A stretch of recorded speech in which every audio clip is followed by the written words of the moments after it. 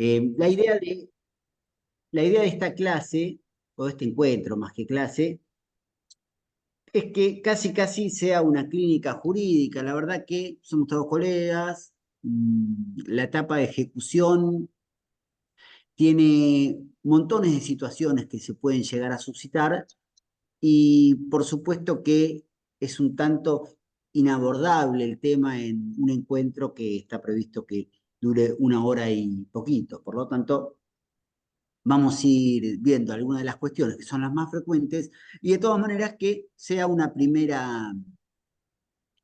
primer acercamiento al tema, o por lo menos un acercamiento conjunto entre nosotros. ¿A qué me refiero? Después, a medida que la clase avance, pero después que la clase termine y vayan surgiendo algunas dudas, bueno, nos contactarán, nos preguntarán a disposición para intercambiar distintas experiencias, porque en definitiva de eso se trata, de cómo pudimos resolver un tema en algún juicio, de cómo no lo pudimos resolver en algún otro y de qué vuelta le enganchamos como para que la cosa vaya mejor la siguiente. Y fundamentalmente, además, intercambiar experiencias siempre es muy enriquecedor.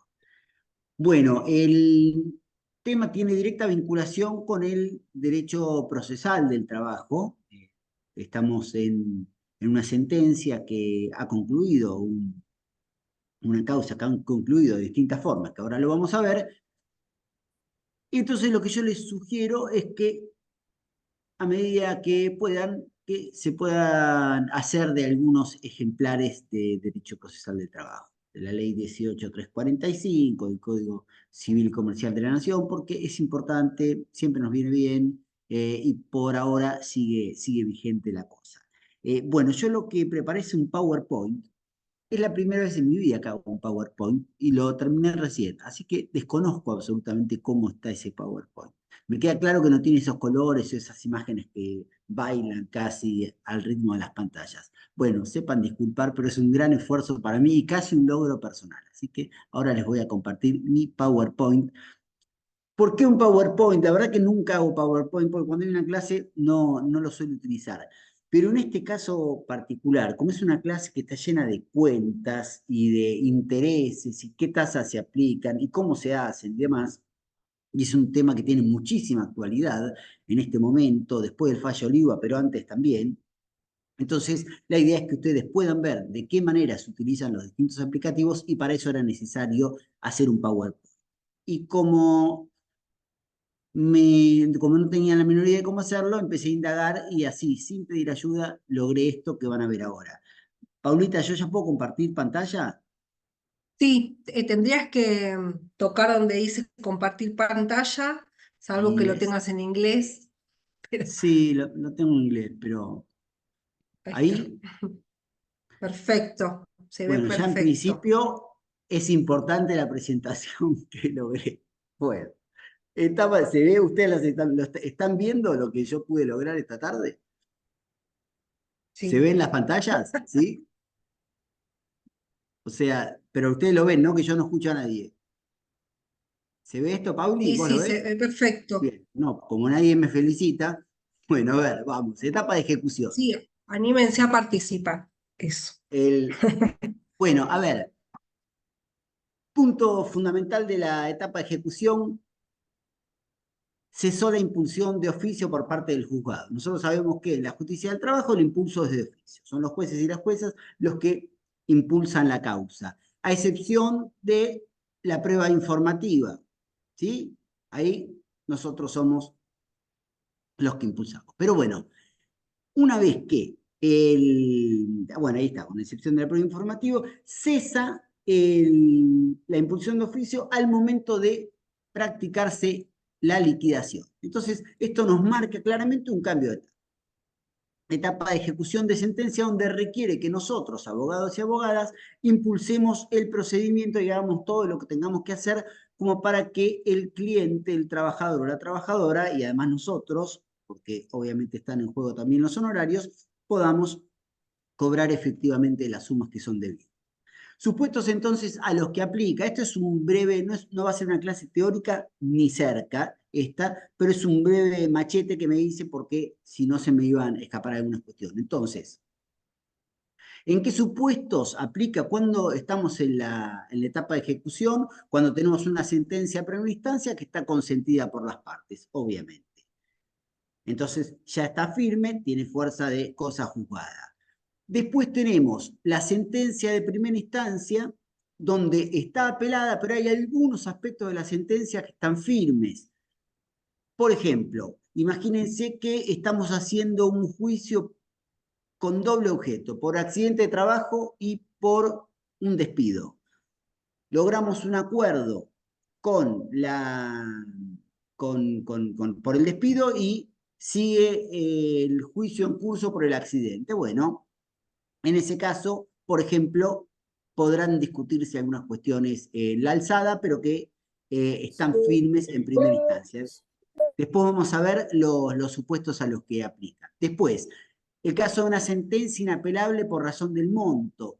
Saben ustedes, si no nos enteramos ahora, que según la ley 18345, nuestra ley de procedimiento, hay algunas sentencias que no se pueden apelar, es el artículo 106, que no se pueden apelar por el monto comprometido. Lo que uno quiere discutir en la alzada ante la Cámara no supera a 300 veces el bono de derecho fijo. Por lo tanto, ese tipo de sentencias no se pueden apelar. Por lo tanto, hay una sentencia de primera instancia que devino inapenable, ahí estamos automáticamente en la etapa de ejecución. Otro momento que estamos en esta instancia, sentencia definitiva de segunda instancia, ¿no? Se resuelve en grado, luego Cámara confirma, revoca, es indistinto, pero está el tema cerrado por la sentencia de Cámara. Otro supuesto, sentencia de allanamiento o acuerdo homologatorio o acuerdo conciliatorio homologado en sede judicial. Este es el supuesto más habitual cuando en el marco de una conciliación que tiene lugar en el juzgado cerramos, nos ponemos de acuerdo con la otra parte y se cierra el tema, el juez en función de lo establecido en el artículo 15 del ST, va a terminar homologando este acuerdo, listo, ahí viene la etapa de ejecución, la etapa donde tiene que pagar la contraparte. Y después también llegamos a esto ante la ejecución de un acuerdo conciliatorio homologado en el SECLO y que no se pagó, obviamente. Acá es importante tener presente que van a jugar los artículos 26 y de la 24635, es decir, la ley que establece el servicio de conciliación obligatorio, y el artículo 275 de la ley de contrato de trabajo. Ahora voy a probar si el hipervínculo que fui agregando a esto funciona o no funciona. No, obviamente no funciona. Podía fallar. Bueno, no importa. Ahora yo ni sé qué está en las pantallas. ¿Hay algo que aparezca en las pantallas o desapareció todo? Ahora dice supuestos a los que aplica. Bien, Sí. perfecto. Y nunca se vio lo que decía el artículo 26 de la 24635 o el 12 o el 275 de la LST. Bueno, no Creo que importa. no. En concreto, el artículo 20, después lo chequean ustedes, el artículo 26 establece una penalidad de un 30% por incumplimiento de un acuerdo celebrado en el SECLO, y el artículo 275 de la Ley de Contrato de Trabajo habla de la temeridad y malicia, y entonces lo aplica el doble del máximo de intereses que se pueda justamente por no haber pagado un acuerdo celebrado en el SECLO. Después tenemos que, en algunos supuestos, la etapa de ejecución viene dada porque hay ciertos créditos cuyo reconocimiento fue, cuya, cuyo reconocimiento fue dado por la otra parte. ¿Qué quiero decir con esto? Donde el empleador reconoce deber algunos créditos a favor del trabajador. Entonces, eso puede darse en cualquier etapa del proceso y en ese caso nosotros tenemos posibilidad de ejecutar ese crédito. Son créditos que no están debatidos. Inclusive, nosotros tenemos un despido por un 247, invocando razones económicas. Nosotros cuestionamos ese despido por el 247. Iniciamos y decimos que corresponde a un 245. Iniciamos la acción judicial, pero lo que acontece es que nunca pagaron siquiera el 247. Bueno, ese es decir, nunca pagaron el 50% de la indemnización que ellos decían que correspondía. Bueno, en ese caso nosotros estamos habilitados como para iniciar la ejecución, por eso que no está, esto no está debatido, y lo propio con la ejecución de las costas procesales. Entonces, todo esto tan exageradamente aburrido que acabo de decirles son los supuestos en donde estamos en la etapa de ejecución, que es lo que vamos a hablar entonces en este encuentro. Bien. Perfecto. Artículo 132 de la LO, de la ley 18.345. Esto nos habrá sucedido a todos y a todas los que estamos acá. Tenemos entonces aquellos supuestos que decíamos, pero fundamentalmente los más habituales van a ser que tengamos una sentencia firme, ya sea consentida, sentencia de primera instancia o una sentencia de Cámara que vuelve para la liquidación del 132. Así le llamamos coloquialmente porque es la liquidación del capital histórico de condena donde hay que agregarle las accesorias, es decir, los intereses que se hayan fijado en la sentencia firme y además los honorarios y la tasa de justicia. ¿Esto quién lo debería hacer? El secretario del juzgado, el actual, que tiene que practicar liquidación y correr traslado para las partes. Lo cierto es que esto no suele acontecer. Bueno, no suele acontecer, no, estoy diciendo pavadas. A veces sucede y a veces no sucede. ¿Por qué? Porque los juzgados están atiborrados de trabajo y como están atiborrados de trabajo, solicitan a las partes que a título de colaboración practiquen la liquidación. Entonces, ¿qué tenemos que saber nosotros? Cómo hacer una liquidación, lógicamente, que al principio parece algo bastante extraño, a medida que uno va haciendo distintas liquidaciones se da cuenta que es una pavada absoluta, siempre aplican las mismas cuestiones. Esto sí la tiene que hacer uno, pero si la tiene que hacer el juzgado, también es importante estar duchos en la materia porque hay que constatar que efectivamente el juzgado haya hecho bien la liquidación. A veces cometen errores, lógicamente, entonces hay que estar atentos. Algunos tips a tener en consideración. Primero, leer bien la sentencia. Esto que parece una paparruchada absoluta, pero es muy importante. Es muy importante porque actualmente, con tanta discusión sobre las tasas de interés que se aplican, hay que evaluar si está adoptando el juez, inclusive esto es una etapa previa, les estoy hablando de cuando tenemos la sentencia de primera instancia. Si bien nosotros ya vimos a lo largo del curso los recursos que proceden ante la sentencia de primera instancia y en definitiva los recursos que proceden a lo largo de todo el proceso laboral, lo cierto es que es muy importante que al momento de la sentencia de primera instancia ustedes puedan manejar algunos conceptos como para ver si es necesario generar algún tipo de impugnación en este sentido. Entonces, leer bien la sentencia porque los intereses van a estar regulados en esta sentencia. Y hay un montón de cuestiones que aplican, porque hay muchos juzgados de primera instancia que tienen un criterio nominalista, es decir, que lo que aplican son las viejas actas de intereses, el acta 2601, 2630, 2658. Si alguna vez les pasó, seguramente saben de qué estoy hablando.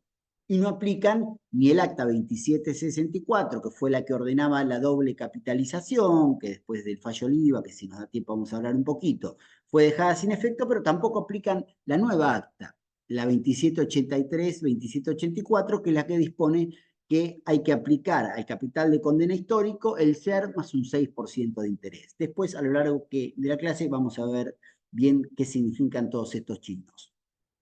Pero lo cierto es que hay que leer bien esto porque si no están aplicando las nuevas actas, no es que son obligatorias para los juzgados de primera instancia. ¿No? Esto es un punto que es importante que tengamos en claro. Cuando la Cámara del Trabajo se reúne y a través de un acta determinada dice que hay que aplicar tal o cual interés, tal o cual tasa de interés, no es que le está dando una directiva a los juzgados de primera instancia que pueden apartarse sin ningún tipo de inconvenientes de lo que ha fijado la Cámara. La Cámara, en definitiva, hace una sugerencia para unificar el criterio, pero podría ser no tomada en consideración por los jueces de primera instancia. Lo preocupante es que eso está pasando ahora en gran medida y en unos cuantos juzgados, pero lo que aplican es un criterio absolutamente exiguo a la hora de la fijación de los intereses. Y eso que genera que los créditos laborales, que son créditos de naturaleza alimentaria, como todos nosotros sabemos, terminan siendo totalmente licuados, se licúan en el transcurso del proceso. Si algo no se entiende lo que digo, voy muy rápido, ustedes se desmutean y me interrumpen con total impunidad, ¿eh? Que en definitiva esto es un tema requete contrapráctico, o sea que muchas cosas van a surgir. Después, muchos juzgados lo que les va a pasar es que fijan un tope. Les digo, estoy hablando de una clase anterior casi, pero viene bien acá. Estoy hablando de la sentencia, cuando la sentencia está fijando los intereses del capital histórico de condena, qué intereses hay que aplicarle. En algunos casos se aplica ya en primera instancia un tope. Es decir, dicen, bueno, vamos a aplicar nosotros al capital histórico de condena la nueva acta, coincide con la nueva acta de la Cámara, con la 2783, es decir, el ser más un 6%, pero en función de lo que establece el artículo 771 del Código Civil y Comercial, que contempla una corrección si el interés fijado genera un monto desproporcionado. Entonces dice, pero entonces voy a poner un tope para que no se vaya al diablo, no lo dicen así, un poquito más lindo, pero la idea es esa, para que no se vaya al demonio, digamos. Entonces, el capital de condena con sus intereses fija un tope que, por ejemplo, podría ser un RIPTE más un 4%. Bien, RIPTE más un 4%.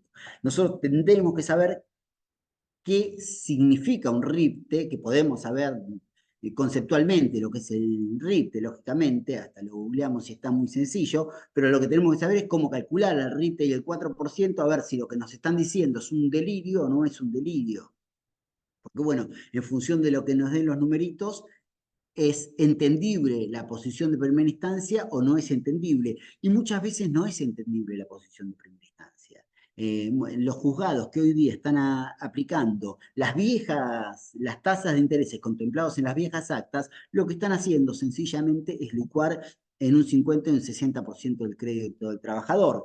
Por supuesto que eso hay que apelarlo, pero para apelarlo hay que demostrar el perjuicio. Es decir, uno no puede decir no, porque en realidad el costo de vida se incrementó mucho y es una barbaridad lo que me dijeron en primera instancia. Está bien, pero no estaría satisfaciendo ese argumento lo que tiene que ser una apelación, la crítica concreta y razonada del decisorio recaído en grado. Entonces es importante que manejemos los numeritos como para poder demostrar realmente el perjuicio que se está dando. Entonces, punto uno, leer bien la sentencia, identificar la tasa que se aplica y en su caso, fijación de tope artículo 771 del Código Civil Comercial de la Nación. Esto es lo que estaba planteando.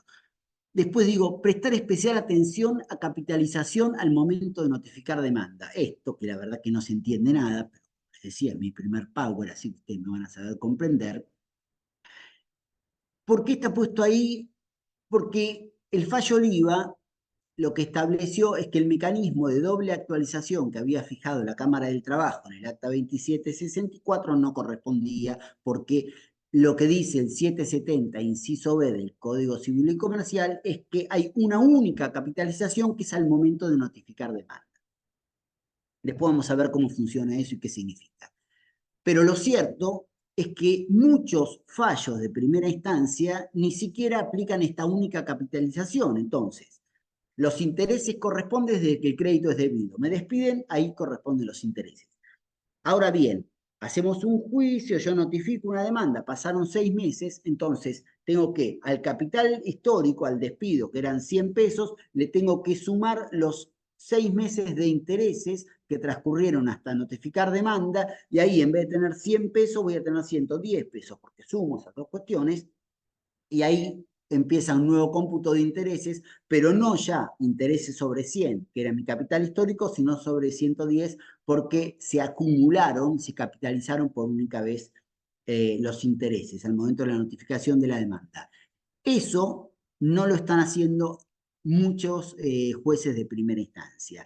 Si no lo hacen y se lo comieron al apelar el tema, no pasa nada, ustedes lo pueden plantear otra vez en la etapa de la liquidación, del 132, y hay antecedentes jurisprudenciales que así lo reconocieron. Por ejemplo, un fallo de la Sala 8, que ahora no me acuerdo el nombre, pero después se los puedo pasar. En caso que la liquidación la haga el juzgado, controlarla con mirada crítica. Sí, hay que hacer la liquidación. Es fundamental que ustedes también hagan la liquidación pese a que el juzgado la haga, porque el juzgado se equivoca, lógicamente. Y cuando uno contrasta la liquidación propia con la del juzgado, a veces, no siempre, porque hay un programa informático bastante sencillo, pero uno a veces se equivoca al meter el dedito y entonces termina siendo muy inferior a lo que es. Entonces es importante controlarla. Después, en caso de que la liquidación, el juzgado nos la imponga realizar a nosotros a título de colaboración, hay que realizarla y pedir que se corra el traslado a la otra parte y la intimación de pago. Yo acá tenía unos modelitos que le fui, vamos a ver si esto termina funcionando. A ver, ¿se ve algo en la pantalla? Decime vos, Pauli, que no... ¿Se ve algo o no? Ahora en la pantalla. Eh, sí, sí, ahora se ve la filmina que dice aspectos fundamentales a tener en cuenta. Leer bien la Claro, sentencia. claro, no, lo que no logro que se vea era lo que, Ah, bueno, no donde importa, dice esto podía, pago. esto es televisión, ¿verdad? Bueno, ese que dice pago, Sí, que yo había hecho algo que se llama hipervínculo, que me creí en algún punto que me había superado, pero bueno, evidentemente no está. No importa, lo lástima porque tenía ahí un montón de modelitos como la forma de pedirlo, pero no pasa nada. Les cuento qué significa esto. A ver. Vos, ahora se sigue viendo siempre la misma filmina, ¿no? sí, Bueno, listo, no la, importa. la número 5. Bueno, otra cosa mariposa. ¿Qué significa la intimación de pago? Cuando ustedes hacen la liquidación, la van a presentar.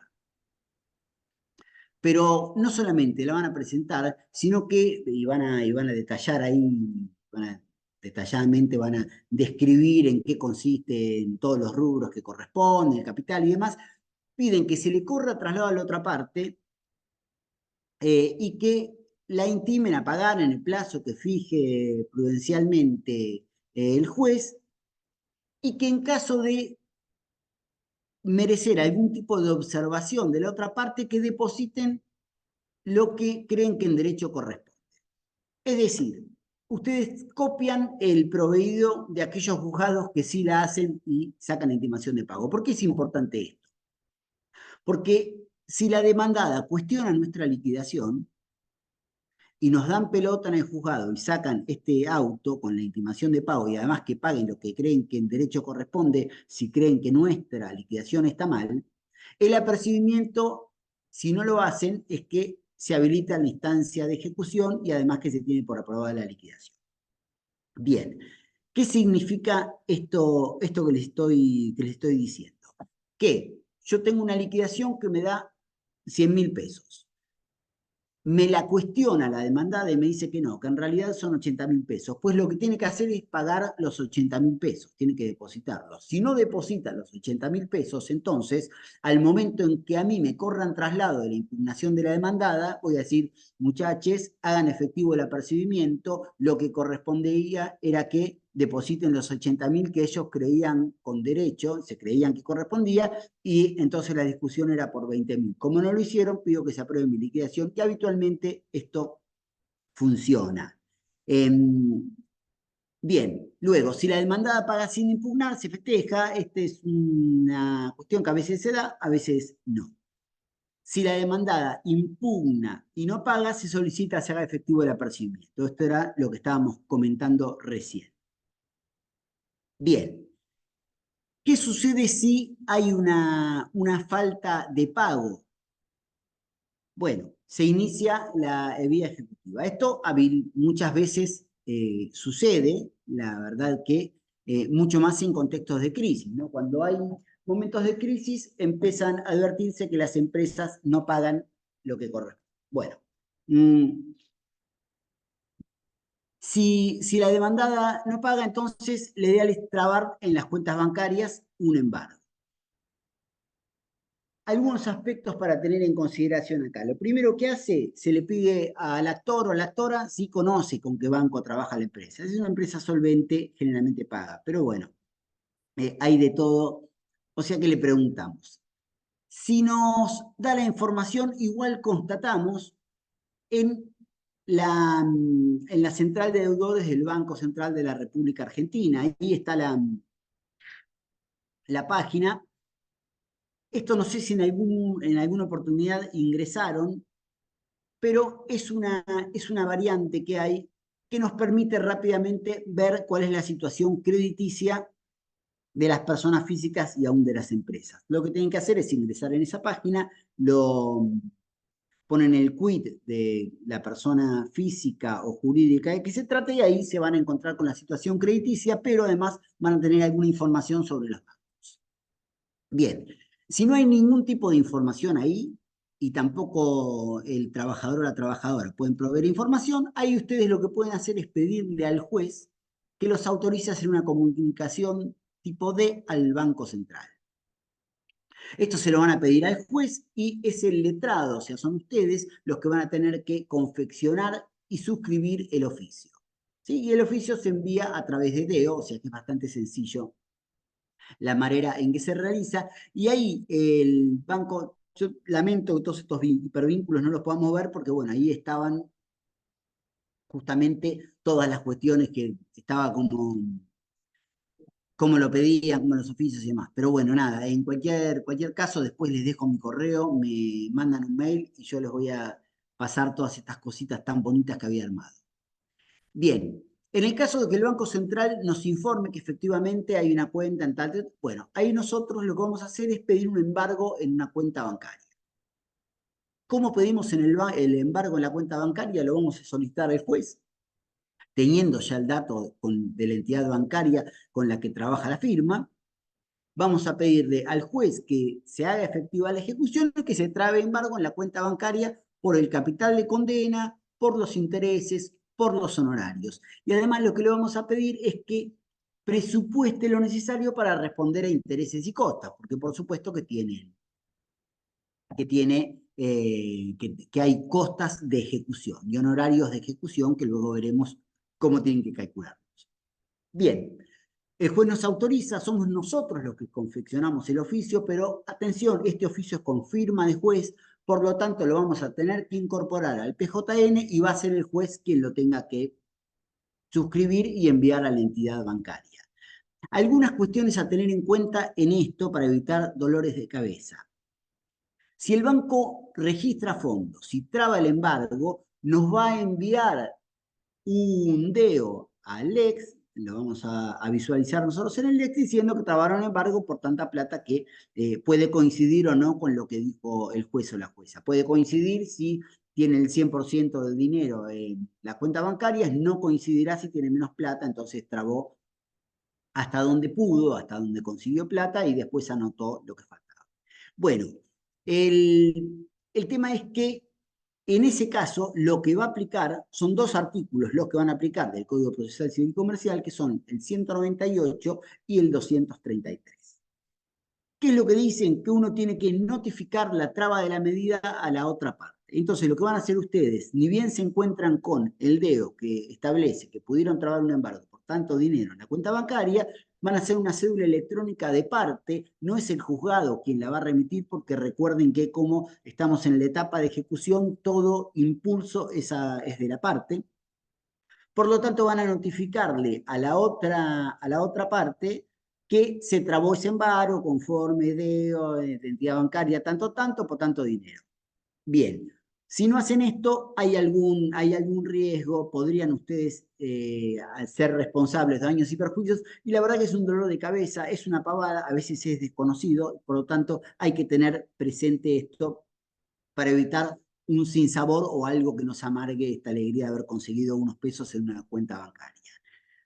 Bien, después, posibilidades de tasas aplicadas en la sentencia. Yo lo que hice acá fue volcar las que son más habituales hoy en día.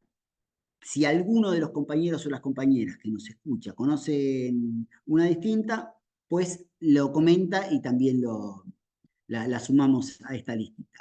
Criterio nominal, acta 2601, 2630, 2658. Esto era lo que les decía que aplican muchos juzgados de primera instancia. Es preocupante porque están bancando o están decidiendo licuar el crédito del trabajador. Para que se entienda, muy breve, a qué me refiero con esto? Si ustedes lo mismo, me van interrumpiendo, gente, que yo no sé si vamos entendiendo o no las cosas que digo, si estoy yendo muy rápido o muy despacio. ¿A qué me refiero con licuar el crédito? Hay tres factores que juegan en contra del crédito de un trabajador. Uno, el tiempo que están demorando los trámites judiciales. Las sentencias duran los juicios duran 5, 6, 7, hasta 8 años. En 8 años uno tenía un capital histórico de demanda de 100 pesos, por supuesto que hoy no significa nada 8 años después, porque en el medio tenemos el segundo factor, que es la inflación absoluta galopante que tenemos en la Argentina. Y entonces, las tasas de intereses lo que tienen que hacer son dos cuestiones. Tienen que, de un lado, indemnizar por la privación del crédito al trabajador, artículo 768 del Código Civil y Comercial, intereses moratorios, pero de otro lado, como está prohibida la indexación por dos leyes, la de 23.928 y después la 25.561, lo que tienen que hacer también es indirectamente mantener actualizado ese crédito, o sea, asegurarnos que en función del paso del tiempo no haya perdido todo tipo de poder adquisitivo ese crédito original. Entonces, el problema de ese criterio nominal es que están aplicando tasas que son absolutamente negativas y que no llegan a compensar la inflación. Entonces nosotros tenemos que lo que hubiera podido comprar el trabajador o la trabajadora de haber percibido la indemnización en término es muchísimo más, o sea, si cuando lo despedían le pagaban, podía comprar mucho más que lo que puede comprar con su indemnización luego de haber transitado la instancia judicial con los intereses. Ese es el problema que tiene la tasa nominal. Después tenemos el acta 2764. El acta 2764 fue la que la Corte Suprema descalificó en Oliva. El tema es que en algunos supuestos sí se está aplicando el acta 2764 todavía. ¿Qué supuestos? Cuando estamos ya totalmente avanzada la instancia de liquidación. Es decir, yo tengo hoy día que practicar una liquidación por el 132 bis sobre una sentencia que en primera instancia había aplicado el acta 2764 y la demandada no apeló esa acta, no dijo que era inconstitucional porque la capitalización que establecía no estaba contemplada en ningún lado. Bueno, en ese caso yo tengo firme la aplicación de esa acta y de ese sistema de capitalización, independientemente de lo que después haya sucedido con la Corte Suprema, y por lo tanto el acta la voy a aplicar íntegramente. Esto es lo que se está discutiendo, lo que está sucediendo con las liquidaciones que hoy día tienen lugar. De hecho, ayer se reúna que tenía que ver con este tema y ganamos la discusión en la justicia en primera instancia, en la etapa del 132, porque ellos no habían apelado. Después, acta 2783-84, es decir, cuando el fallo Oliva plantea que el sistema del acta 2764 de capitalización no tenía amparo normativo, por si alguien no está al tanto de lo que establecía la 2764. Lo que decía era que había que aplicaba los intereses de la 2601, 2630, 2658, o sea, mantenía ese tipo de interés que históricamente se aplicaba en la Cámara, en el fuero del trabajo, pero lo que decía es que esos intereses se iban a capitalizar, es decir, se iban a sumar al capital, al monto demandado en dos oportunidades. Una, al notificar la demanda. Ahí operaba una primer capitalización. Y después, anualmente, iban a capitalizar. Bueno, lo que dijo la Corte Suprema en Oliva es que no, que de ninguna manera, que únicamente corresponde, en función de lo que establece la literalidad del artículo 770, inciso B, corresponde a una única capitalización que es al momento de notificar demanda. Bien, a partir de este fallo Oliva, entonces rápidamente y con muy buenos reflejos, la Cámara del Trabajo se vuelve a reunir y dice, bueno, busquemos alguna otra variante, ya que la Corte descalificó la que habíamos pensado en el fallo Oliva. Y entonces se ponen de acuerdo con un nuevo mecanismo de cálculo, que es el SER. El SER se llama coeficiente de estabilización de referencia y es una tasa que regula el Banco Central y que se nutre de los datos del IPC. ¿Qué es el IPC? Es el índice de precios al consumidor que calcula el Instituto Nacional de Estadísticas y Censos, y en definitiva lo que mide es la variación en la canasta de bienes y servicios. Es decir, es algo bastante parecido a la inflación. Bien, el SER se nutre de estos datos, por lo tanto, toma los datos del IPC. ¿Por qué es positivo? Porque nos permite actualizar, es casi un mecanismo de actualización, decimos casi porque sabemos que la actualización no está permitida, pero es un mecanismo que nos permite mantener el valor del crédito a lo largo del proceso. Si mi capital de demanda eran 100 pesos, me tenían que abonar 100 pesos al despedirme hace 8 años, bueno, esos 100 pesos, ¿cuánto representan hoy día? Con eso se logra bastante bien con el SER, aplicando el SER. Es decir, esos 100 pesos hoy día representarán 2.000 pesos, porque la inflación que hubo en estos 8 años, 5, 6, que transcurrieron la demanda, fue muy importante. Bueno, eso se garantiza con el SER. Y después, o sea, ya logramos la actualización del crédito. Estos 100 hoy día serían 2.000.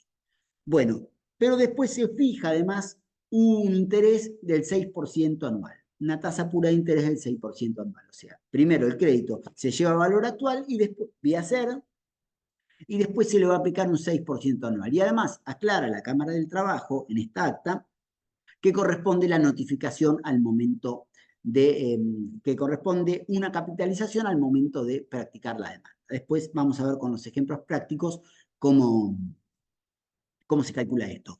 Y después, otro esquema que hay en algunas otras sentencias que están llegando, tiene que ver con la inconstitucionalidad de la prohibición de indexar. Como decíamos hace un ratito, no se puede indexar, no se puede actualizar el monto de demanda por estas leyes que están ahí mencionadas, 23.928, 25.561. Bueno, lo que dicen algunos juzgados es, señores, es delirante, con palabras más bonitas, pero la idea es esa, es delirante, que no se puede actualizar el monto histórico de demanda en función de lo que establece, por ejemplo, el IPC. Por lo tanto, esa normativa que tenía que ver con un contexto económico determinado en nuestro país devino inconstitucional. Por lo tanto, la dejo sin efecto y actualizo el monto de condena, el monto, sí digo bien, el monto de condena en función de la variación de los precios en los bienes y servicios que tuvieron lugar durante la tramitación de la causa. Y eso lo hacen con el IPC. Y además aplican una tasa pura. Bueno, estos son los cuatro, la tasa pura, que puede ser un 6%, un 8%, un 4%, dependerá del juzgado. Estos son los cuatro criterios que poco más, poco menos están hoy día aplicando en la justicia. El primero que dijimos era el criterio nominal, las actas 2601, 2630, 2658. Bueno, en esta imagen lo que tienen ustedes es cuáles eran las actas nominales que aplican. Está traducido, ven, no, ¿se ve mi cursor acá? ¿Lo ven ustedes? ¿Se ve, Paulita, esto? Este juego rítmico que estoy haciendo con el cursor. Bueno, Sí. perfecto. Ahí, las actas 2601, 2658. ¿Cómo operaba esto previamente? Uno tenía que, había un crédito que, por ejemplo, se debía a partir del 5 de mayo del 2014 y lo tenía que actualizar hasta el 2017, sabía que había una tasa del 36% anual. Entonces calculaba cuánto se debía. Después, la 2658 complejiza un poco las cosas porque no es una tasa firme, sino que tiene mucho movimiento, pero la pueden calcular desde la página del Colegio Público de Abogados, que hay un aplicativo para calcular todas estas cuestiones. ¿Conocen ustedes el aplicativo del Colegio Público de Abogados? Desmutéese, por favor, el que no lo conoce y dígame que no lo conoce, así digo algún comentario sobre esto. 1, 2, 3. Bueno, doy por sentado que todo el mundo conoce el aplicativo del Colegio Público de Abogados. Si alguien se quedó afuera de esta, me manda un mensajito o avisa porque tengo que decirle algo importante sobre el tema. Pero bueno, los que aplican un criterio nominal, entonces, acá tienen todo lo que fueron históricamente, desde el año 95 hasta la fecha, las tasas que se aplican en estas actas 2601, 2658, 2630 y demás. Sepan que todo lo que es a partir del 1 de diciembre de 2017 en adelante, lo van a tener que calcular desde la página del Colegio Público de Abogados. ¿Sí? Ahí, cuando ustedes se meten en la página del Colegio Público de Abogados, se van a encontrar con que en un momento dice acta 2658. Bueno, ese es el cálculo que van a tener que hacer. Bien, después tenemos la 2764. Un ejemplito como para que se entienda cómo funciona el aplicativo del colegio. Tenemos un caso lógicamente inventado, esta es la dirección donde ustedes tienen que ir, que tienen que estar logueados, pero bueno, doy por sentado que todo el mundo maneja esto, y si alguien, insisto, si alguien no lo maneja, me lo avisa. Tenemos un despido del 1 de junio, capital de 500.000 pesos, notificación de sentencia el 3 del 4 del 21. ¿Qué es lo que debería poner? Esto es una foto de lo que es el acta 2764. Así es como se van los datos, por si alguien tiene alguna duda de cómo completarlo. Capital original, 500.000 pesos. Fecha inicial, es decir, la fecha del despido, 1 de junio del 2020. Fecha final, 4 de junio del 2024, que es la fecha en que ustedes hacen la liquidación. Y en fecha de primera capitalización, lo que van a poner es la fecha de notificación de la demanda, 3 del 4 al 21. ¿Ven que si vamos para atrás, vemos que la perdón, yo puse de sentencia, miren, lo voy a corregir en este momento, fecha de notificación demanda, 3 del 4 al 21. Ese es el dato que van a consignar en fecha de primera capitalización. Entonces, esta es la manera en que con el aplicativo del colegio calculan el monto que da el acta 2764. ¿Sí? Recuerden que había una doble capitalización, la primera al notificar demanda y después una en forma anual. Bueno, con esto ustedes pueden calcular entonces el acta 2764. Fecha inicial es la fecha del despido. A ver, habitualmente nosotros hacemos esto y lo ponemos hacemos coincidir la fecha del despido, la fecha a partir de la cual el crédito es debido. Hay juzgados que son un poquito más meticulosos y entonces tengan presentes que en realidad, ¿desde qué momento se debe el crédito? Bueno, depende. Si es un despido, corresponde empezar a calcular los intereses 4 días hábiles después. Después, si tiene que ver con el reclamo por certificado artículo 80, y bueno, hay que esperar el plazo del 146.01, habría que esperar 30 días y después 48 horas. Es muy fino, la verdad que son muy poquitos los juzgados que están en estas nimiedades, mucho más con lo que es la situación del fuero y las tareas que tienen. Pero si tienen algún juzgado muy particular, bueno, sepan que hay que afinar un poquito más el lápiz. Hay alguno que tiene un secretario que es un marciano, que es inconcebible. Si a alguno le tocó, sabe de qué estoy hablando, y entonces va a tener que empezar a afinar un poquito más el lápiz. Pero si no, uno puede tomar válidamente la fecha del depósito. Bien. Ejemplo 2, el acta 2783-2784, la nueva acta de la Cámara del Trabajo. Mantenemos los mismos conceptos, como para que se entienda. Despido 1 de junio del 2020, capital de condena 500.000, notificación de sentencia, insisto, vamos a poner demanda, 3 del 4 del 21. Bien, estos son los datos que tienen que poner. Capital original, los 500.000 pesos, fecha inicial, la fecha del despido, fecha final, la fecha de cuando hacen la liquidación, fecha de notificación de demanda, 3 del 4 del 21, porcentaje de interés, ahí van a poner 6%, porque es lo que establece el acta, y periodicidad anual. Y entonces acá ya el sistema automáticamente, el aplicativo, calcula cuánto sería el monto de la liquidación. Insisto, es muy importante tener presente estos cálculos, no solamente para cuando el juzgado les impone a ustedes hacer la liquidación del 132, sino a su vez para cuando ustedes tienen que controlar la liquidación que hace el juzgado o la que hace el perito, porque en algún caso se lo dan al perito para que lo haga. Después, los supuestos donde el juzgado declara la inconstitucionalidad de la prohibición de indexar que era la prevista por estas leyes que les mencionaba, que son estas dos que están acá, y aplican el IPC más tasa pura. Bien, acá ustedes tienen que hacer lo siguiente. Van siempre desde el aplicativo del Colegio Público de Abogados, que todo el mundo me dijo no, guardó silencio, entonces yo di por entendido que lo tenía, pero si no lo tiene, me manda un mensajito que, insisto con esto, si tienen el aplicativo están entendiendo de qué estoy hablando, y si no están medio afuera, pero siempre hay una solución, así que me van avisando. Bueno, el cálculo del IPC. Capital original, 500.000 pesos, fecha inicial, 1 de junio del 2020, la fecha del despido en nuestro ejemplo, fecha final, 4 del 6 del 24. ¿Qué logramos con esto? La actualización, es decir, esos 500.000 pesos que se debían el 1 de junio del 2020, ¿cuánto representan hoy en función del incremento del costo en los bienes y servicios? ¿Cuánto representan hoy al momento de la liquidación? Bien, importante. Una vez que se obtiene el valor del IPC, se aplica a ese valor la tasa pura, tomando en cuenta la capitalización al notificar demanda. Bien, ¿qué significa este chino? Nosotros tenemos, por ejemplo, que el valor actualizado por el IPC, estoy hablando de lo que hice antes, ¿no? Tenemos capital de condena 500.000, bueno, tengo que llevarlo acá a un valor actual, ese monto por IPC. Entonces, supongamos que el valor actualizado por IPC me da 1.000.000 de pesos. Acá estoy inventando, no es sobre eso. Bueno, yo lo que tengo es un interés devengado entre el nacimiento del crédito y la notificación de la demanda. Recuerdan ustedes que lo que planteaba era que después del fallo del IVA, al que no le cabe duda absolutamente a nadie, que corresponde una capitalización al momento de notificar demanda.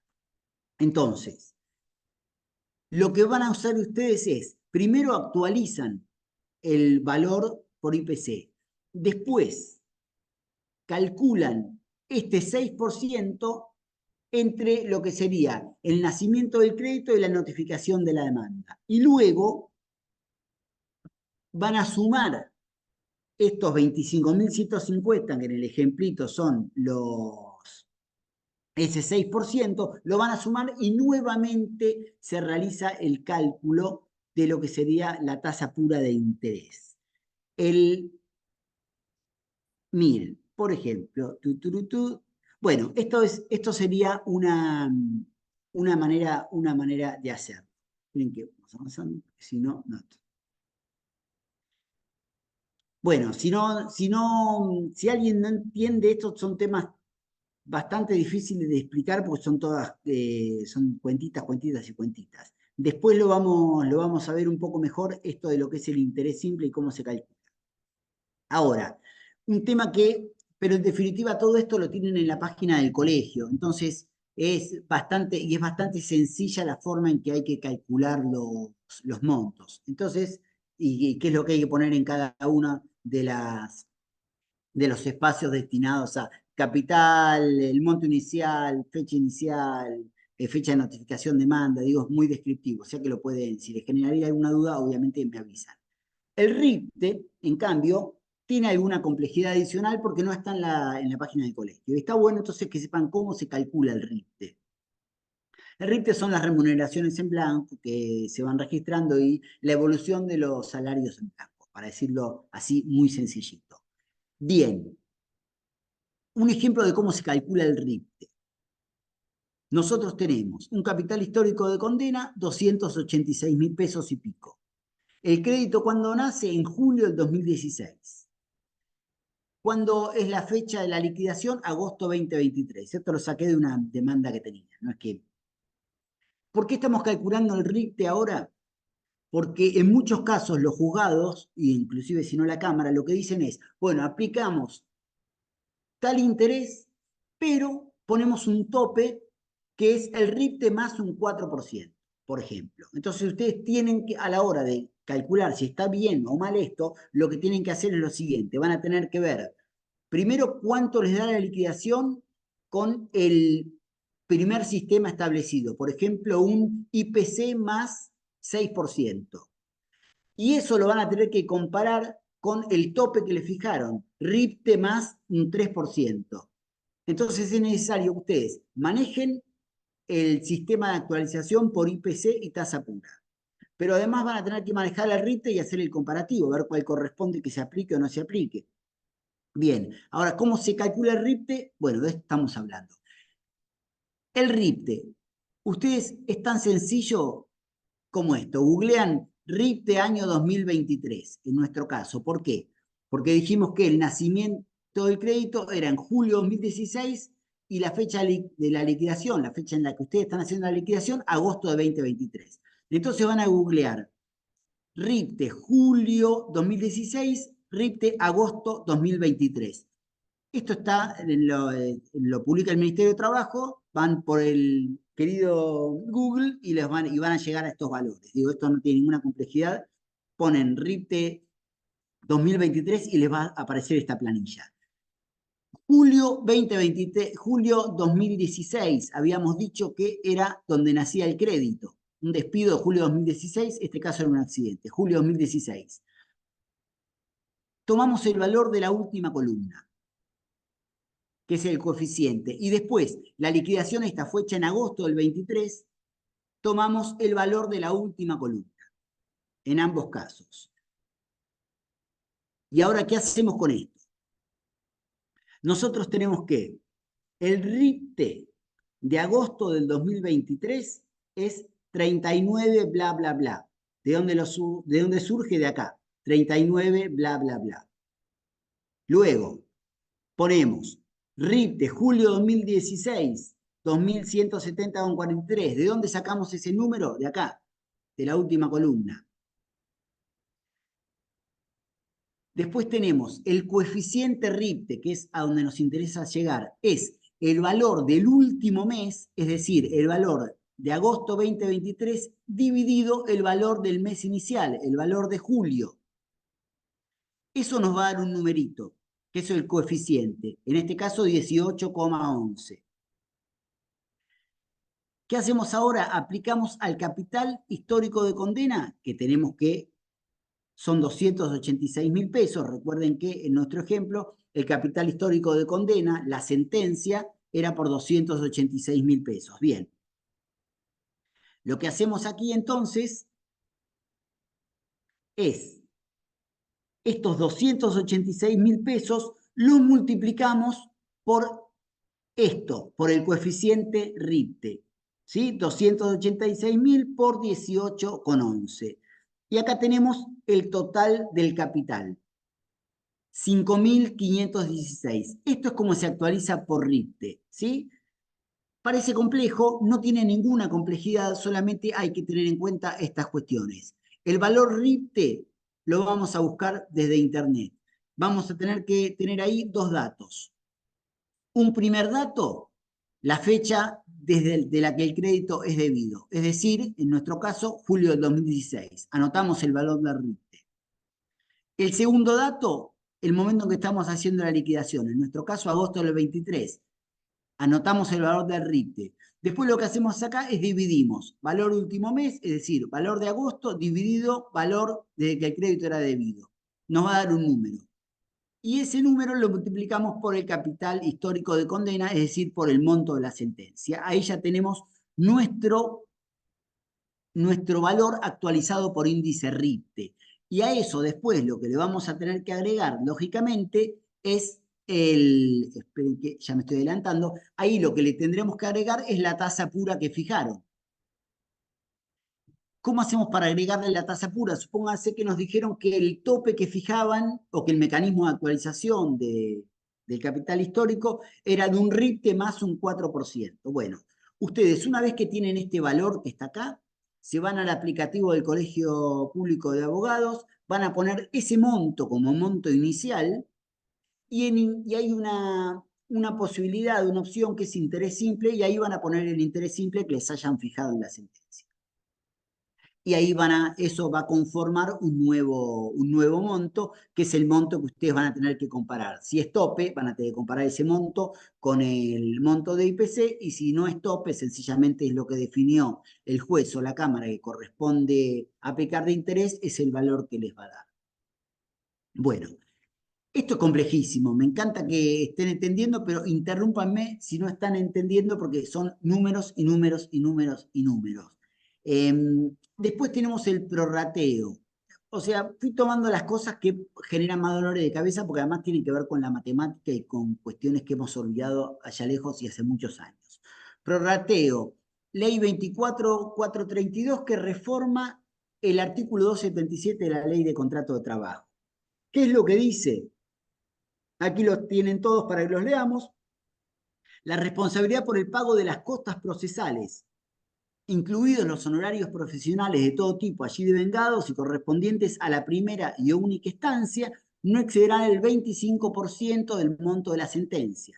Bien, primer punto a tener en cuenta, correspondientes a la primera y única instancia. Entonces, las costas del juicio no pueden exceder el 25% del valor de sentencia, pero únicamente me están hablando de la primera instancia. Entonces, ahora vamos a ver qué quiero decir con esto. Y después tenemos que, para el cómputo al final, para el cómputo del porcentaje indicado, no se tendrá en cuenta el monto de los honorarios de los profesionales que hubieran representado a la parte que perdió, a la parte condenada en costas. Bien. ¿Qué tenemos que hacer nosotros en nuestras demandas? A ver, antes, no me empiecen a leer todavía ahí. Para que se entienda, ¿qué está diciendo el 277, señores? Nunca las costas del proceso pueden superar un 25% del monto por el que se gana la demanda. Ahora, para el cálculo de ese 25% no voy a tener en cuenta los honorarios de la patronal, de la parte que perdió, de la parte que fue condenada en costas, y además me interesa que el cálculo se haga en función de lo resuelto en primera instancia, o sea que no voy a tomar en cuenta los honorarios de la Cámara.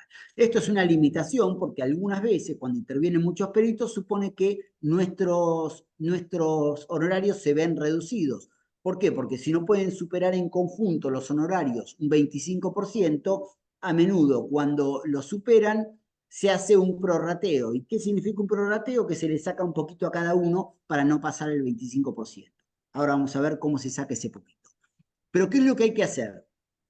Nosotros, al momento de iniciar demanda, planteamos la inconstitucionalidad de esa ley, de la 24.432. Yo acá tenía en la forma de plantearla en este hipervínculo, que tanto tiempo me llevó y que no me sirvió para nada, pero bueno, tienen que plantearlo, hay un montón de modelitos dando vueltas por ahí, tienen que decir que esa ley es inconstitucional porque afecta, bla, bla, bla, nuestro derecho, a los honorarios, el crédito alimentario de los abogados y todo lo demás. Después, si la liquidación, el juzgado se las impone a ustedes hacer, ustedes no van a hacer ningún prorrateo. Yo siempre hablo como que todos defendemos trabajadores. Es un vicio que tengo y no lo puedo perder a esta altura. Entonces, sepan disculpar si hay obviamente muy válido que se defiendan también a las empresas, pero bueno, a mí me pasa, tengo este problema.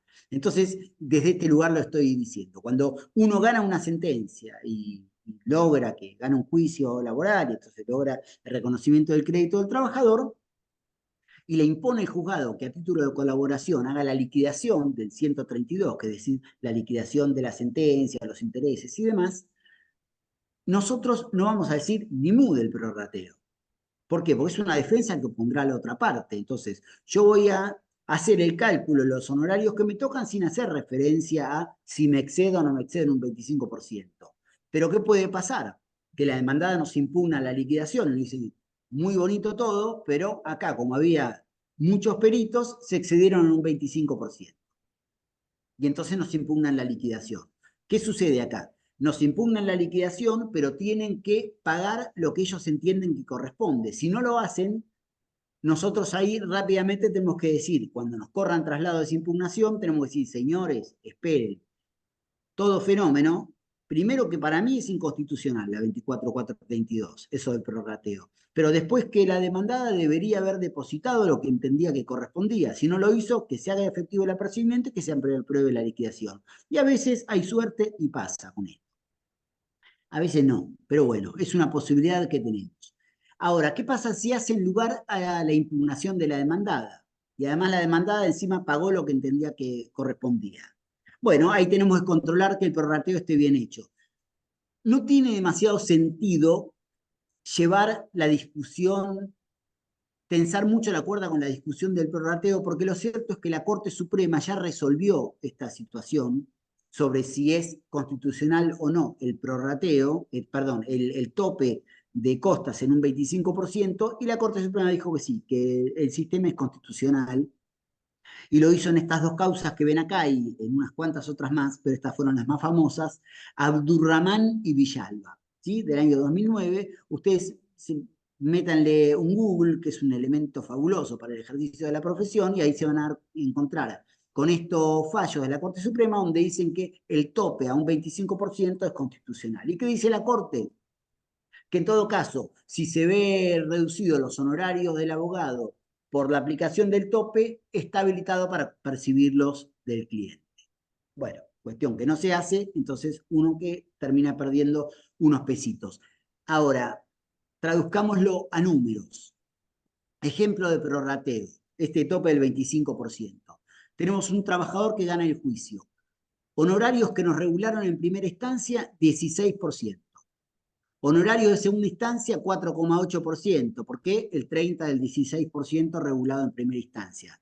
Pero esto, ojo, no caigamos en la trampa, no cuenta para el prorrateo. Digo no caigamos en la trampa porque muchas veces nos lo incluyen en el prorrateo, por error a veces y otras por picardía. Bueno, no hay que computar. Honorarios perito contador, 6%, honorarios perito médico, 6%, honorarios perito ingeniero, 6%. Si por 3, 2, bueno, ¿con qué nos encontramos acá? Con que,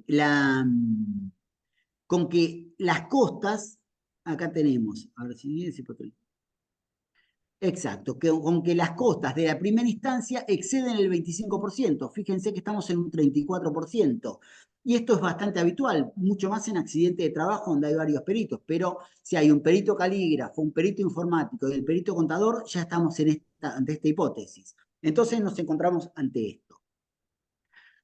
¿Cómo controlamos si el prorrateo está bien hecho? Es una cuenta de 3 simples, que es esta que está acá. Es una regla de 3 simples. Tenemos actora, regulación en primera instancia, 16%.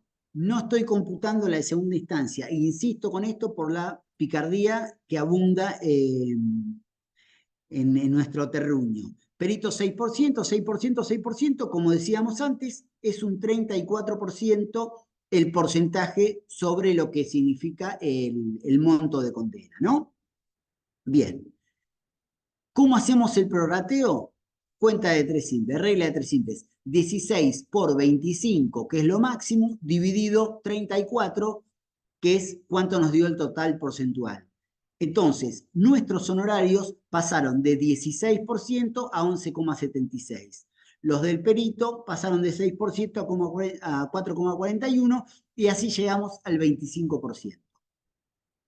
Esta es la fórmula correcta, la manera correcta de hacer el prorrateo, ¿sí? Entonces, lo que nos han regulado a nosotros por 25, porcentaje máximo previsto por porcentual, porcentaje máximo previsto por el artículo 277, dividido la sumatoria de todo esto. ¿Se entiende? Anótenlo, saquen una fotito, porque después siempre uno duda cómo se hace el prorrateo al momento en que lo tiene que realizar, o bien al momento en que lo tienen que controlar. Es importante, esto yo insisto, controlen lo que hace el juzgado o lo que hace la otra parte, porque a veces por no manejar el tema de los numeritos terminamos consintiendo cuestiones que son absolutamente contrarias a nuestros intereses.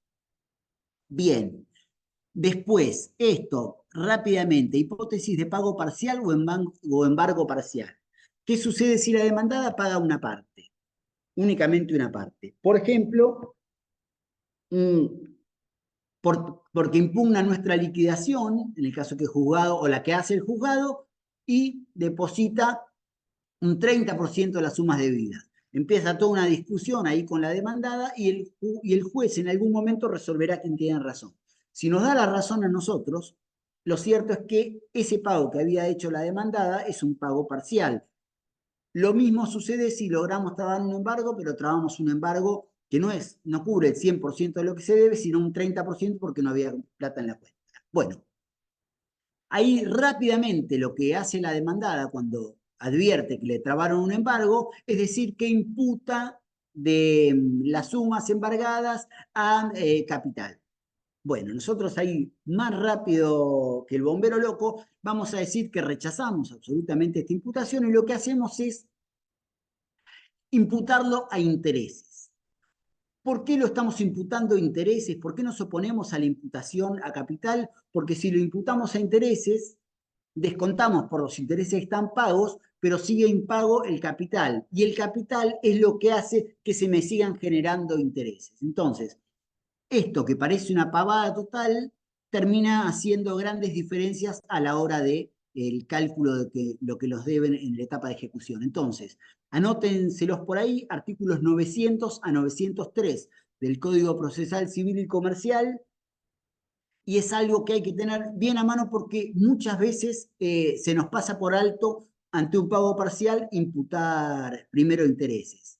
¿Por qué? Porque una segunda instancia, cuando estemos en un supuesto de pago parcial o de un embargo que tuvimos que trabar, vamos a hacer liquidación por los intereses devengados, porque el pago fue tardío. Ahí vamos a hablar ahora de ese tema. Bien, liquidación por intereses. Justamente lo que les decía antes, nosotros tenemos ahora otro supuesto en la ejecución. Esto no se ve nada, yo les juro que tenía unas cositas tan bonitas que había hecho, pero no importa. Esto es un ejemplo de cómo ustedes van a hacer una liquidación por intereses. ¿Por qué? Porque en el momento en que se practica la liquidación, desde el momento en que se practicó la liquidación hasta el momento del efectivo pago, transcurrió un montón de tiempo. O bien se pagó el 50% de la liquidación del 132 y lo otro hubo que trabar un embargo. Es decir, pasó un montón de tiempo y hay intereses entonces que fueron corriendo desde el momento de la liquidación hasta el momento del efectivo pago.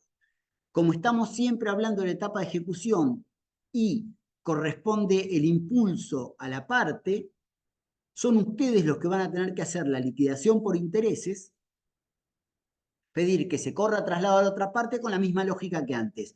Practican la liquidación por los intereses, le corren traslado a la otra parte y dicen que si la impugna, que pague lo que cree que corresponde, bajo procedimiento de ejecución y bla, bla, bla.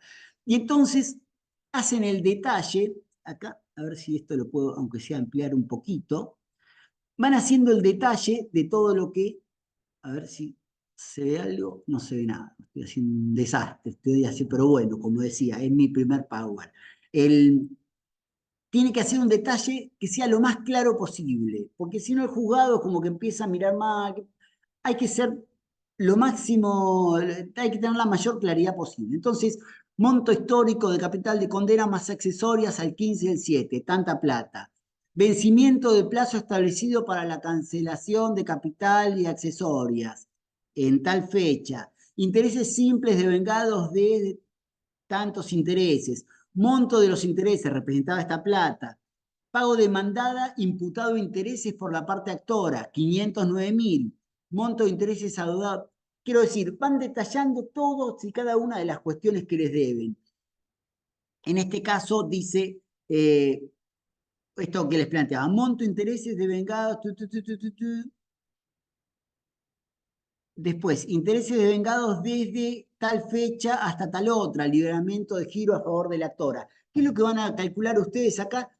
Todo pago tardío devenga intereses y tienen que hacer bien detallado el tema de los intereses que les van adeudando. Lamentablemente no les puedo compartir el modelo, pero de todas formas, esto es un hasta luego, va a ser, yo tengo todos estos modelitos y no me voy a perder la oportunidad de presumir con ellos, así que después se los voy a pasar a todos, así además ustedes tienen esos modelos, porque a veces la dificultad que se genera, mucho más cuando uno está empezando, es que no sabe ni cómo plantear las cosas, conoce la normativa, pero no sabe cómo llevarlo a cabo y hay sus trampitas, tiene sus vericuetos, está bueno entonces tener un modelito siempre ayuda y después uno lo acomoda a las circunstancias propias. Bien. Luego, honorarios. Acá nos vamos un poquito de todo lo que tiene que ver con la liquidación y nos metemos en una materia que es bien interesante para nosotros, que tiene que ver con los honorarios, porque en definitiva de esto comemos. Tips a tener en cuenta. Controlar la regulación efectuada en sentencia de grado de acuerdo a las pautas del artículo 21. Bien, ¿qué significa esto? Los honorarios, como ustedes saben, tenemos una normativa arancelaria, la 27423, y los honorarios se calculan de acuerdo a una tabla que está en el artículo 21 de esa ley. Léanla, es bastante sencillo. Lo que hay que hacer es el monto de condena tiene que traducirse a UMA y de acuerdo a cuánta suma, nuestra unidad de medida arancelaria, representen, hay un porcentaje que nos tienen que regular de honorarios. Pero ¿cuál es el inconveniente que se genera en este país tan singular en el que vivimos, donde la economía vuela por los aires constantemente? Que los honorarios se calculan también teniendo en cuenta los intereses. Entonces, lo que ustedes van a tener que hacer cuando tengan una sentencia de grado, que ganen y que fijen los honorarios que les corresponde, es tomar el monto de condena, actualizarlo de acuerdo a cuál sea la tasa de interés que haya fijado el pronunciamiento de primera instancia. Por eso es importante manejar esos 4 criterios que andan dando vueltas por ahí, que era lo que les decía. Ver cuál es el monto actualizado, el monto de capital histórico de condena, más los intereses de la sentencia, ver de qué monto se trata, traducirlo a UMAS. ¿Cómo lo traducen a UMAS? Es muy sencillo. Si estamos hablando de un monto, de un capital histórico de condena que eran de 100 pesos, después del tránsito de la instancia judicial y aplicando intereses, se convirtió en un monto de 500 pesos, bueno, 500.000 pesos. Ustedes lo que van a hacer es 500.000 lo dividen por 49.075, que es el valor de la UMA, y eso les va a dar de cuántas UMAs estemos hablando. Y de acuerdo a la cantidad de UMAs que estemos hablando con este mecanismo, se fijan en el artículo 21 si lo que les regularon va en línea con el porcentaje que establece la normativa arancelaria. Muchas veces no le dan pelota a esto, fija el juzgado lo que se le parece que podría llegar a ser razonable y hay honorarios que les corresponden porque el juzgado perforó el mínimo arancelario y esto es una normativa de orden público, por lo tanto ustedes tienen que hacer esta cuenta y este planteo. Es importante que hagan siempre las cuentitas con la sentencia de primera instancia. La primera no van a poder creer lo difícil que es, la segunda es más sencilla y la tercera es una pavada y les lleva 10 minutos nada más, ni hablar con los aplicativos del colegio. Después, si corresponde la apelación por bajo de los honorarios, esto se hace por derecho propio. Esto parece una huevada, pero son ustedes los que están cuestionando la regulación de honorarios. Entonces, ustedes van a hacer una apelación de la sentencia, si corresponde. Y abajo de todo ponen otro, si digo, apelo por derecho propio a los honorarios, porque no es el actor, no es el trabajador el que está apelando a los honorarios que les regulan a ustedes, son ustedes. Y algunas veces nos encontramos con juzgados que tienen posiciones un tanto extremas y de rigorismo absurdo cuando se hace este tipo de apelación. Así que los honorarios, si los apelan por bajos, los apelan por derecho propio. Y después fundan la apelación de los honorarios por bajos. Es mi sugerencia, ¿no? Obviamente. No es obligatorio, uno no tiene necesidad de fundar por qué los honorarios que le regularon son bajos. En algún caso, como eso medio que se pone de estilo, siempre se apelan los honorarios por bajos, si uno tiene que apelar la sentencia, entonces ahí no es necesario que se explaye demasiado. Pero si detecta algún error, efectivamente detecta algún tipo de error en la sentencia de primera instancia, en lo que tiene que ver con la regulación de sus honorarios, por ejemplo, por esto que les planteaba anteriormente, de lo que sería que el juzgado se apartó de las pautas que fija el artículo 21, en ese caso ustedes tienen que explicarlo a la Cámara en su apelación. Es importante porque ahí les van a dar bola y si no, no les van a dar bola, porque nadie va a hacer las cuentas por ustedes, o sería raro que las hagan por ustedes. Después, otro tema que es importante, controlar que la regulación de honorarios de ejecución vaya en línea con las pautas que fije el artículo 41. Por supuesto que uno tocaba acá y aparecía el artículo 41. No sucede, así que se los voy a contar muy resumido. ¿Qué significa? Cuando ustedes no pueden cobrar el crédito porque no pagó la empresa, entonces tienen que trabar una ejecución y logran trabar un embargo, tienen que trabar un embargo, logran trabar un embargo, el banco manda la plata para el juzgado y demás. Bueno, en ese momento todo esto de trabajo extra que ustedes hicieron genera honorarios. Y entonces ustedes tienen que pedir, porque estamos, recuerden siempre, en una instancia donde el impulso les toca a ustedes, tienen que pedir los honorarios de ejecución. Y ahí la ley arancelaria fija también un sistema de cálculo en el artículo 41. Léanlo, tiene 4 líneas el artículo, es importante porque los honorarios que regulan por la ejecución, los juzgados son demenciales, siempre están por abajo del mínimo arancelario. Entonces, vayan al artículo 41, hagan el cálculo que establece el artículo 41, que está redactado muy complejo, pero después de 3 cafés y 28 lecturas lo van a entender. Es sencillo, pero bueno, solamente que está redactado muy mal. Pero en definitiva se guía también por la escala del artículo 21 y entonces lo mismo, van a cuestionar esa cuestión haciendo todo un detalle de por qué está mal. Y ahí lo cuestionan vía revocatoria con apelación en subsidio, porque van a estar en la primera instancia, en la etapa de regulación, y muchas veces le dan bola. Si ustedes hacen los números y le explican al juzgado, obviamente con respeto, ¿no? Y dando cuenta de que han cometido un error, los juzgados suelen reconocerlo y les regulan honorarios que van en línea con la ley, con la normativa arancelaria. Y después, otro tema es que en el momento de la liquidación se van a estar regulando los honorarios, esos honorarios de ustedes tienen que estar traducidos a valor UMA, y es importante que ustedes formulen reserva en todos los casos por los cambios que puede llegar a tener el valor de la UMA. ¿Por qué? Porque recuerden que por el artículo 51 el pago de la UMA tiene que realizarse al valor vigente al momento de efectuarse ese pago.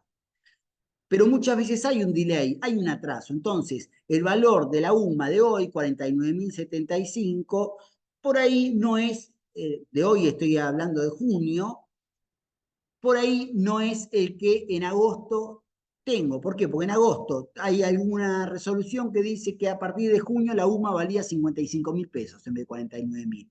Pero lo cierto es que a mí ya me pagaron, y me pagaron por el valor que a la fecha de pago era de 49.000 pesos. Bueno, lo que dice la justicia en esos casos, o una buena parte de los jueces, cuando uno dice, señores, ¿saben qué? Como a mí me pagaron en junio, pero en realidad después vino una resolución que dijo en junio la UMA valía más, páguenme la diferencia, te dicen, no, ya está cancelada la obligación. Por lo tanto, no corresponde la diferencia. ¿Qué es lo que hay que hacer para evitar eso? Hay que formular una reserva. En el momento de la liquidación, cuando uno hace la liquidación y cuando lo hace juzgado, uno formula expresa reserva por los cambios que pueda llegar a tener el valor de la UMA.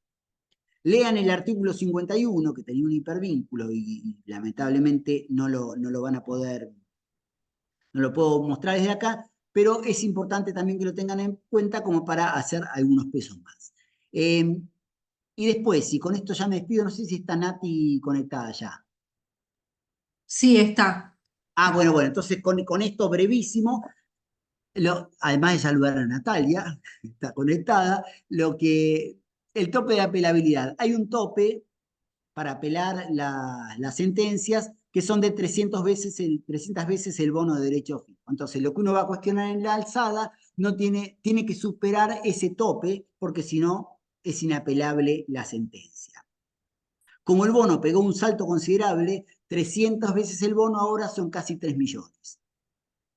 Por lo tanto, lo que ustedes tienen, ¿y qué pasa? Que el artículo 106 lo que establece es que en el momento en que uno presenta la apelación es cuando tiene que hacerse este cálculo. Pero ¿qué es lo que sucede? Que como los juicios tardan 6, 7, 8 años, lo que están comparando muchos juzgados es el monto de condena, perdón, el monto histórico de demanda, por ejemplo, una demanda del año 2016, una demanda normal podía estar en 300.000, 400, 500.000, 1.000.000 de pesos. Comparar el monto de demanda contra el monto actual del bono, que son 3 millones. El mecanismo de comparación es una locura, porque están comparando un valor totalmente desactualizado con un valor actualizado. Entonces, muchas sentencias que hoy día son apelables, porque si uno tuviera que actualizar el monto, estaría hablando de cifras que superan ampliamente los 300 bonos, lo cierto es que son son rechazadas esas apelaciones. Bueno, en ese caso ustedes van a tener que interponer un recurso de queja ante la Cámara del Trabajo y tengan presente que el plazo para interponer una queja es de 3 días, no de 5 días, porque aplica la LO y el artículo 128 de la LO. Tengan presente también que hay que acompañar una documental, que es la del 283 del Código Procesal Civil y Comercial, y que lo primero que van a tener que hacer para llegar en queja a la Cámara, pero lo primero es mandar un mail ahí a la Cámara del Trabajo, a demandas, pidiendo la carátula de la queja, porque necesitan que les abran un expediente de queja. No sea cosa que cuenten los 3 días, tengan todo muy bonito y se olviden de mandar un formulario a la Cámara. Hay un formulario, lo googlean y se van a encontrar con ese formulario, pero es importantísimo mandar este mail a la Cámara para la asignación del expediente, de la carátula de la queja, porque si no, no lo van a poder cuestionar. Y ya son cada vez más las salas de la Cámara del Trabajo que están reconociendo que efectivamente no puede compararse el valor actualizado del bono con el valor sin actualizar de demanda. Por ejemplo, hay uno que se llama Yacanto, que me acuerdo por la legalidad cordobesa, anótenselo por ahí, pero es uno de la sala 4, que es uno de los pronunciamientos que reconoce que hay que estar a favor de la apelabilidad comparando ambos valores actualizados. Bueno, gente, nada, son muchísimos temas, quedan varias cuestiones por ver. En algún momento podemos hacer una revancha cuando ustedes puedan digerir toda esta catarata de información que les di y les surjan dudas, pues me escriben y las vamos viendo. Por mí, nada Bueno, más.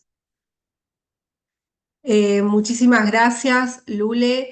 En primer lugar, sumamente generoso. El nivel de detalle con el que explicaste todos los temas creo que es todo lo que necesita un abogado o abogada al momento de la ejecución de sentencia.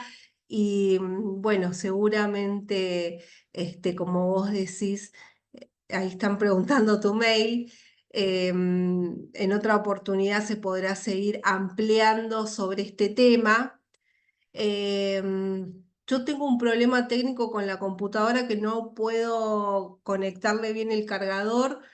En caso de que se llegue a apagar, pido disculpas, ahí voy a intentar conectarlo.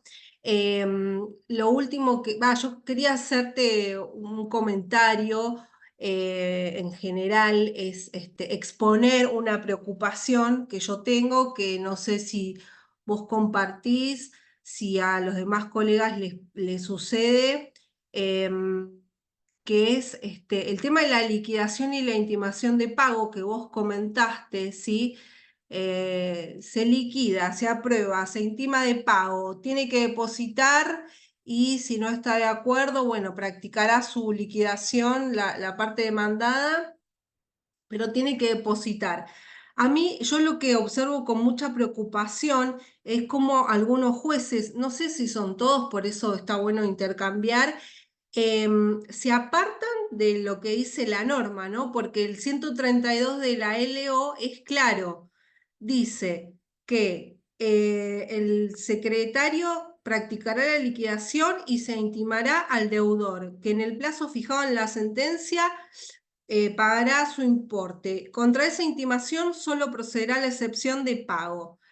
Yo lo que noto es que no se aprueba la liquidación, que empiezan a correrse de traslado, del traslado se oponen con cualquier excusa a la ejecución, si son una entidad de salud, si son te meten cualquier verdura, digamos, y en realidad lo que noto es que se naturalizó el incumplimiento de la normativa al momento de la ejecución de sentencia cuando son créditos alimentarios y creo que hasta en el fuero civil son verdaderamente estrictos con la aplicación de esta norma, ¿sí? De estas normas, ¿no? Al momento de la ejecución de sentencia. Eso quería Sí, manifestar. sí, sí, comparto, pasa habitualmente. Los jueces y las juezas, hay, no sé qué pasa, no sé qué está pasando, pero hay una suerte de temor de cumplir con todo lo que tiene que ver con esta normativa que vos señalás. Paulita, y ni hablar con el tema de los honorarios. Los honorarios de ejecución es que creo que en algún punto tiene que ver con desconocimiento. Y una cuestión además que es importante, que yo me olvidé de comentarla, que es fundamental tener la liquidación aprobada, porque además cuando se aprueba la liquidación y hay falta de pago de la demandada, ahí hay otra instancia de capitalización de intereses, por el 770, inciso C del Código Civil y Comercial de la Nación. Entonces, digo, no es menor que contemos nosotros con una liquidación aprobada, con una intimación de pago y con una liquidación aprobada, porque en esa instancia, ante la falta de pago, nuevamente se capitalizan intereses. Mi experiencia igual es que cuando uno puede plantear estas cuestiones lo más sencillito posible para que lo puedan, no en 50 páginas, porque no te las leen, porque bueno, están sobregiradas, también es eso, ¿no? Pero si uno lo explica sencillito, pone la norma que contempla determinada situación y por qué no se está cumpliendo, generalmente reculan y entienden que no, que la habían pifiado. Tuvimos buenas experiencias con las liquidaciones de intereses, con intimaciones de pago y demás.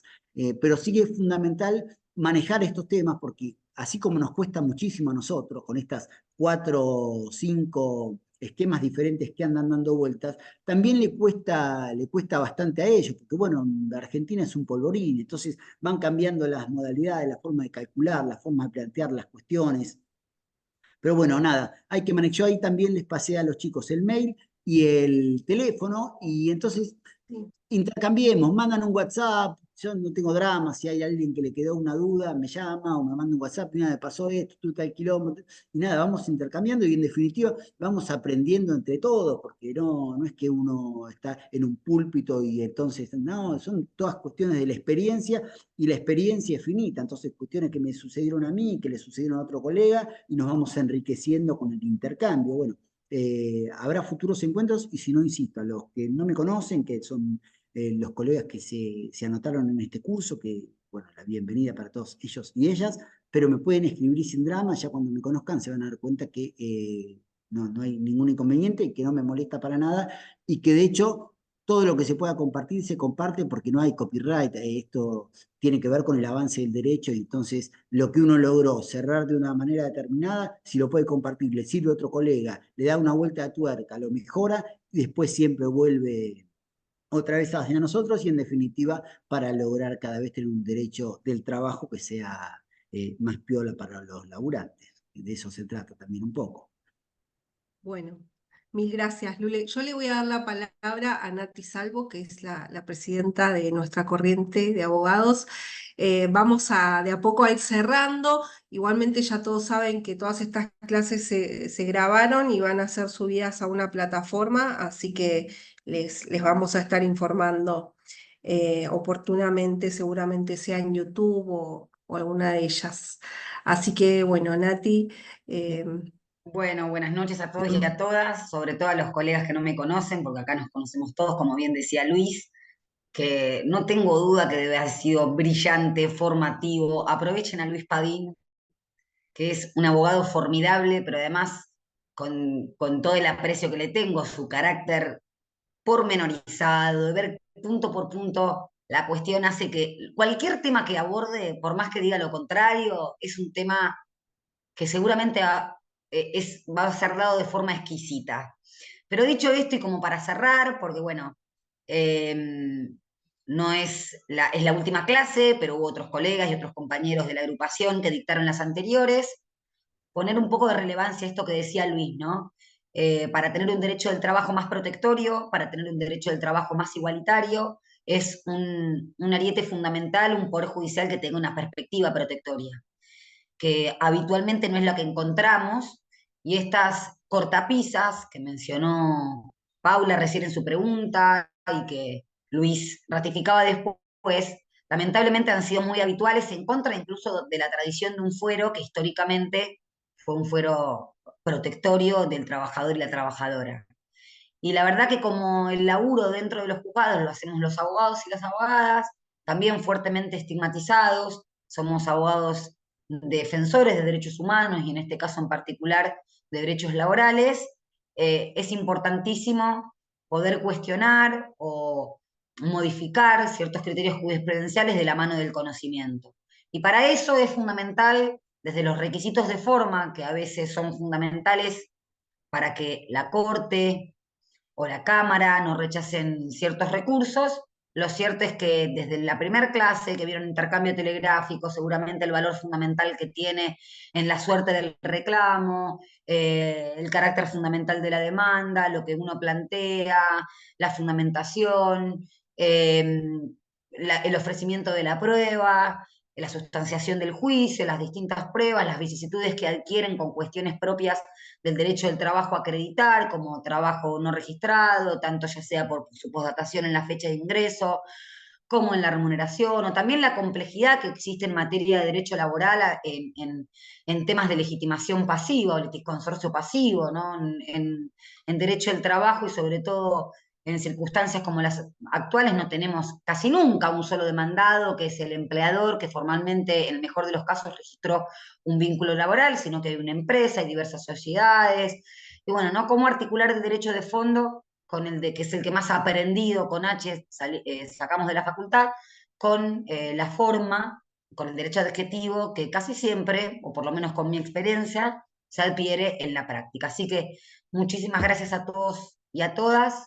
Gracias, Paula, por siempre estar ahí al pie del cañón y ponerte al hombro la cursada, Vane, bueno, compañeros y compañeras que siempre están prestos a, ya sea en su lugar de docentes, a dar las clases o a armar estos cursos tan, tan fundamentales en estos tiempos. Así que desde mi lugar, muchísimas gracias. Bueno, gracias Nati. Creo que si nadie quiere decir algo más, ya nos estamos despidiendo hasta la próxima oportunidad. Y gracias a todos y a todas por participar y bueno, por haber llegado hasta el final. Bueno, Llegamos. Bueno, muchas gracias. adiós. Adiós. Chao, Chao, nos vemos. gracias. Nos Gracias. vemos. Gracias, Lule.